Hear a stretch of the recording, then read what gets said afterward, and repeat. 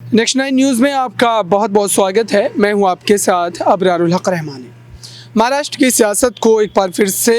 समझने की कोशिश करेंगे और दरअसल इन तमाम कह सकते हैं मुद्दों पर बात करेंगे, समझने का प्रयास करेंगे कि दरअसल इस वक्त जिस तरीके की स्थिति बनी हुई है, लगातार आप कह सकते हैं कि चुनाव आयोग के फैसले का इंतज़ार सभी को था और आज 17 जनवरी ये है और इस पूरे मामले को लेकर के चुनाव आयोग में जिस तरीके से उद्धव ठाकरे के द्वारा तमाम सबूत जो है प्रस्तुत किए गए थे और चुनाव आयोग ने जिस तरीके के संदेश, जिस तरीके के संकेत दिए थे, वो ये दर्शा रहे थे कि दरअसल चुनाव आयोग का फैसला उद्धव ठाकरे गुट के पक्ष में जा सकता है और वाकई ऐसा होता नज़र भी आ रहा है। इन्हीं तमाम मामलों पर आपको बताऊं कि इस समय महाराष्ट्र की सियासत में काफ़ी ज़्यादा चर्चाएं भी हो रही है और साथ ही ये भी कहा जा रहा है कि दरअसल महाराष्ट्र में इस समय बीएमसी चुनाव को लेकर के जिस तरीके की सक्रियता देखने को मिल रही है, तमाम राजनीतिक दलों की बात की जाए, चाहे उद्धव ठाकरे गुट हो, चाहे एकनाथ शिंदे गुट हो या फिर राज ठाकरे की मन से हो। राज ठाकरे का अगर जिक्र है तो आपको ये बता दूं, दरअसल राज ठाकरे इस वक्त महाराष्ट्र की सियासत में भले ही उस मजबूती पर नहीं खड़े हों, लेकिन ये बात तय है कि बीएमसी चुनाव में वो एक बड़े फैक्टर बनकर उभर सकते हैं क्योंकि इस वक्त उनके पास लगभग 7 सीटें हैं और जाहिर सी बात है कि इन सीटों के लिहाज से देखा जा रहा है कि महाराष्ट्र में अगर वो किसी भी गुट की तरफ जाते, चाहे वो एकनाथ शिंदे गुट हो या फिर उद्धव ठाकरे गुट हो, तो सियासी तौर पर उसका फ़ायदा जो है मिल सकता है। ऐसा माना जा रहा है कि राज ठाकरे भले ही बीएमसी चुनाव में गठबंधन की स्थिति में नहीं देखें, लेकिन वो चुनाव के बाद बाहरी समर्थन आप कह सकते हैं कि राज ठाकरे को जो एक तरीके से वो राज ठाकरे माफ़ कीजिएगा भारतीय जनता पार्टी को देते हुए नजर आ सकते हैं। तो ये तमाम ऐसे फैक्टर हैं जिसको लेकर के लगातार इस वक्त जो है हम जो है चैनल के माध्यम से आप तक तमाम जानकारी पहुंचा रहे हैं, लेकिन इस पूरे मुद्दे पर सहयोगियों से बात करेंगे और साथ ही आपको बताएंगे कि दरअसल इस वक्त क्या हालात है और वाकई क्या महाराष्ट्र में बदलाव की स्थिति पैदा हो सकती है। मेरे साथ कशिश मौजूद है, इनसे समझते हैं कि दरअसल इस वक्त महाराष्ट्र में जिस तरीके से चुनाव आयोग के फैसले का लगातार इंतज़ार किया जा रहा था और साथ ही ये भी कहा जा रहा था कि पार्टी के जो कब्जेदारी को लेकर के लगातार बयान दिए जा रहे थे और साथ ही ये भी कहा जा रहा था कि दरअसल पार्टी पर जो है हक है वो एकनाथ शिंदे का होगा, लेकिन यहाँ पर फैसलों के एतबार से अगर समझा जाए, माना जाए तो उद्धव ठाकरे काफ़ी ज़्यादा हावी नजर आ रहे हैं। तो इससे क्या जो है उम्मीद लगा सकते हैं, क्या इसका चुनावों पर भी कोई असर पड़ता हुआ नजर आएगा?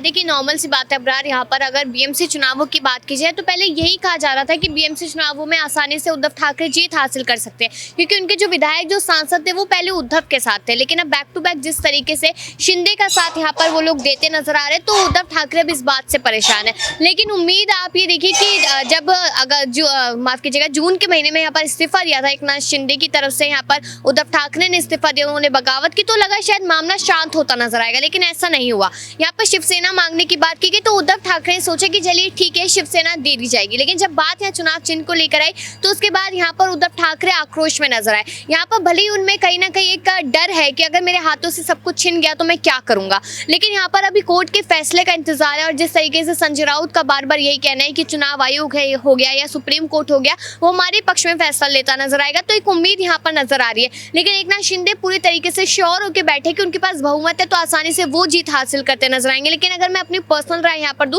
तो मुझे लगता है कि कहीं ना कहीं देखा जाए तो उद्धव ठाकरे को यहाँ पर सारी चीजें मिलनी चाहिए ताकि वो अपने आप को एक बार फिर मजबूत कर पाए और 2.5 साल बाद जब चुनाव होंगे तो उन चुनावों में ये साफ पता चल जाएगा कि आखिरकार जनता शिंदे को पसंद करने लगी या फिर अभी भी उद्धव को ही करती है। राज ठाकरे फैक्टर की अगर बात करें, राज ठाकरे को लेकर लगातार ये बातें कही जा रही है कि वो भारतीय जनता पार्टी की तरफ लगातार उनका झुकाव जो देखने को मिल रहा है और साथ ही जो है बीएमसी चुनाव में हो सकता है कि वो अपने जो है समर्थन या अपनी जो एक तरीके से सीटें आएंगी उनके पक्ष में उसको भारतीय जनता पार्टी के साथ मिला सकते हैं, यानी कि गठबंधन की स्थिति बन सकती है। लेकिन उद्धव ठाकरे की जो तमाम जो है कोशिशें थी, लगातार वो ये सोच रहे थे कि शिवसेना पार्टी में एक बड़ी टूट हुई है तो उसके बाद राज ठाकरे का उनको सहारा मिलता हुआ नजर आएगा, राज ठाकरे शिवसेना पार्टी को मजबूती देते नजर आएंगे। तो ऐसे में क्या माना जाए, ये जो कयास आराई की जा रही है राज ठाकरे को लेकर वो कितनी सही साबित हो पाएगी? देखिए, यहाँ पर जब राज ठाकरे ने मुलाकात की है देवेंद्र फडणवीस या एकनाथ शिंदे से, तो तब ये कयास यहाँ पर लगे।